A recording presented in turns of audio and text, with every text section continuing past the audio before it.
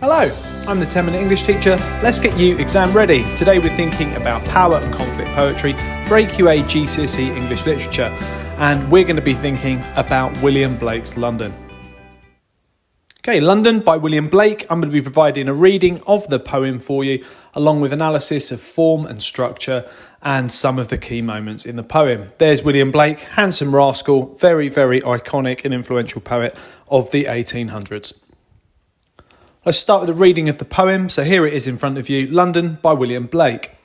I wandered through each chartered street near where the chartered Thames does flow, and mark in every face I meet marks of weakness, marks of woe. In every cry of every man, in every infant's cry of fear, in every voice, in every band, the mind-forged manacles I hear. How the chimney sweepers cry, every blackening church appalls, and the hapless soldier's sigh runs in blood down palace walls. But most through midnight streets I hear how the youthful harlot's curse blasts the newborn infant's tear and blights with plagues the marriage hearse. London by William Blake. Okay, so we're going to think about how we're going to structure our response for the exam. If London is the named poem, you'll have it on the paper, and it'll be your choice of another poem to compare it with. The first paragraph in your response should tell us how your two poems relate to the theme named in the question. Tell us what they're about, but be concise. And here's an example of that from me. Blake was a romantic poet, and his works often challenged institutions of power. In his poem London, he writes about walking through the city in the 1800s, appalled by the misery of poverty, which contrasts the huge power and wealth of institutions like the monarchy. And that's what the poem is about. I've kept that relatively simple, but I've shown that I understand the key themes and how it relates to the question. After I've done that, I'm going to start talking about form and structure in the two poems. So for today, we've got the form and structure analysed here for London. The poem is written in iambic tetrameter, which is effective because it mirrors the speaker's footsteps as they walk through the streets of London. It makes us feel as if we are too walking these streets with him. Blake is frustrated by the monotony of poverty, and the steady rhythm of the poem reflects these dull feelings of frustration. So that's the beat of the poem, the meter, almost like Blake's footsteps. And here are four key quotes from the poem. Here's a flashcard in front of you to aid your revision. So we've got mark in every face I meet, marks of weakness, marks of woe.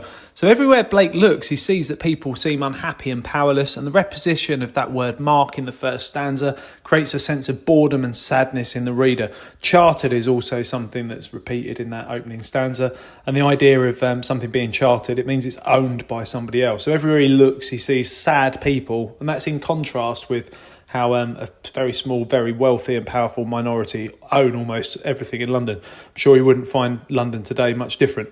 How the chimney sweepers cry, every blackening church appalls. At this point, we had chimney sweeps who would have been youngsters that would have been working on the streets of London, crying out sweep, which was a call that they would make to people who might want their services to help them clean their chimneys. And being a chimney sweep was a dangerous and very hazardous livelihood for those young people in his time. So that's what he's talking about here. And this idea of a blackening church has got allusions to evil, connotations of evil and death. So, the church is something that he sees as filled with hypocrisy, and we can't have, or certainly Blake was unsettled by the idea of having these wealthy institutions like the church and monarchy when there was such sadness and poverty in the city that he knew. We've got the youthful harlot's curse there. So the harlot, it's an old archaic term for a sex worker or a prostitute. So he sees a young girl who is with an infant who's got what would have been called venereal disease in those days, but a sexually transmitted infection which has been passed on to her child, and also that's something that's going to be passed on to somebody who's paid for services from this person and then passed the infection on to his wife. And in those days, venereal disease would have been something that could have been the end of you. So that's something that he sees as the most saddening part of London, this sort of this underbelly of London that he's witnessed and seen. And we've got the hapless soldier's sigh runs in blood down palace walls, and again he's juxtaposing institutions of power with those who do not have so much power, and for him soldiers are those who he also pities in this poem. So we've got the wealthy classes being contrasted with those who he sees suffer in the city. Now, if you want to take your revision further, here's a few key questions for you. Can you recall what the poem's about and what the themes are explored in it? Can you explain the effect of the structure in the poem? And can you recall 4 quotes and analyse them? You've seen those 4 quotes from me.